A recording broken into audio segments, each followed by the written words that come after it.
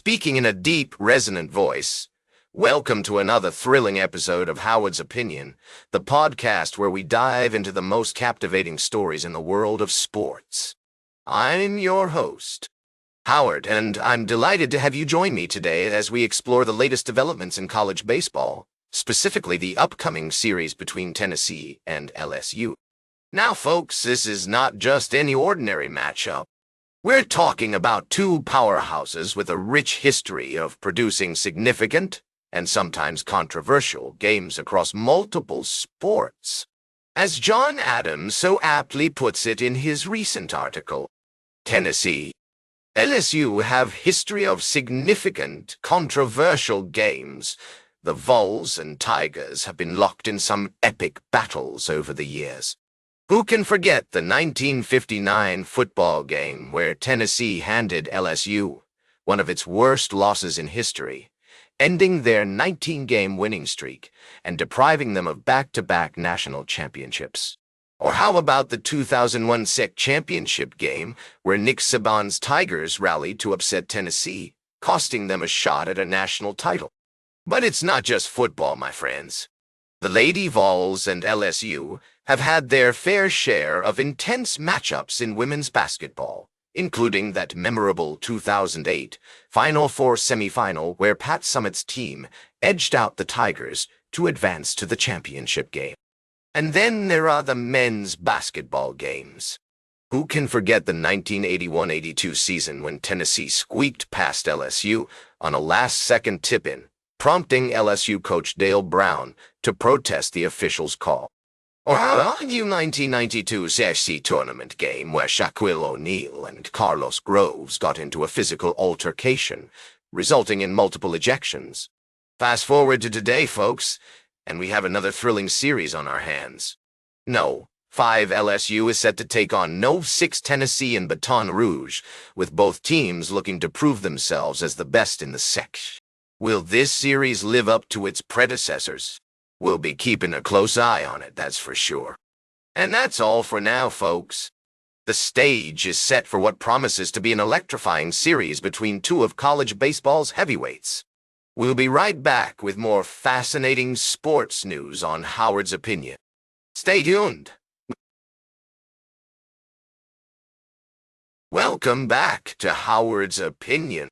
We're diving into the world of sports now, and I've got a fascinating story for you. You know, the NFL draft is just around the corner, and all eyes are on the top prospects. But one player who's been making waves is Shedeur Sanders, the talented quarterback from Colorado. And what makes his story even more interesting is that he's the son of none other than Deion Sanders, the legendary NFL Hall of Famer. Now, I know some of you might be thinking, Deion Sanders? Isn't he a bit of a character? And to that, I say, guilty as charged. The man is known for his charisma, his confidence, and his unapologetic honesty.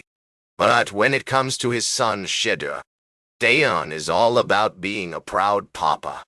He's been hyping him up on social media, talking about how he's the best quarterback in the draft, and even throwing a big bash at his house for the occasion. But what's really interesting here is that Deion is having to sit back and let someone else make the decisions for once. As he put it himself, this is the first time when we haven't been in control. We can't choose this.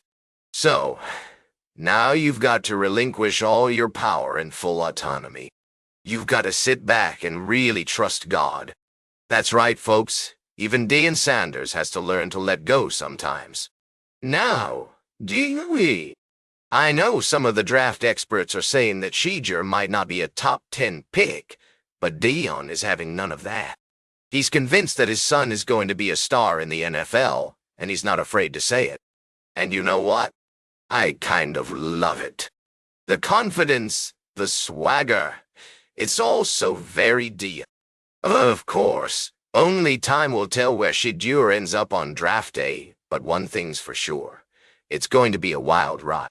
The New York Giants, the New Orleans Saints, and even the Pittsburgh Steelers are all rumored to be interested in him.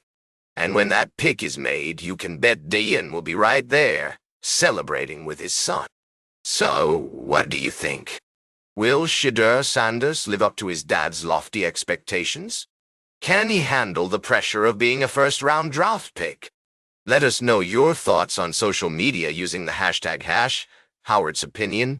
And don't forget to tune in next time when we'll be discussing more of the latest sports news and hot takes. Stay tuned for our final story of the day, right here on Howard's Opinion. Welcome back to Howard's Opinion. We're closing out today's show with a fascinating discussion about the NFL draft. As we count down to the big event in Green Bay, teams are putting the final touches on their preparations, and fans are eagerly anticipating which talented young players will be joining their favorite squads. Now, I know some of you might be thinking, Howard, what makes the NFL draft so unpredictable? Well, let me tell you, it's a complex mix of measurables, intangibles, and good old-fashioned scouting. Teams have to weigh factors like a player's physical abilities, their performance on film, and even their psychological traits. It's a delicate balancing act, and one that can make all the difference between finding a franchise cornerstone or a draft bust. Take Tom Brady, for example. The man is widely regarded as one of the greatest athletes in sports history, but he didn't exactly blow people away at the NFL Combine. However, his intangible traits, leadership, adaptability, work ethic, have proven to be just as important as any physical measurement. On the other hand, you have players like Tim Tebow, who were considered exceptional leaders and teammates in college, but struggled to translate that to the NFL due to concerns about their mechanics. This year's draft is shaping up to be just as intriguing, with top prospects like Caleb Williams and Bryce Young already making headlines. But the real question is, who are the hidden gems? Which players will slip under the radar only to become stars in the making? The pressure is mounting for NFL front offices, and the picks are nearly in. As we wrap up today's show, I want to leave you with a thought. The NFL draft is about more than just finding talented players. It's about building a team, creating a culture, and forging a winning mentality. It's a high-stakes game of chess where one wrong move can set a franchise back years. That's all for today's Howard's Opinion. Remember to like, share, and subscribe. And until next time, these are some of my humble thoughts.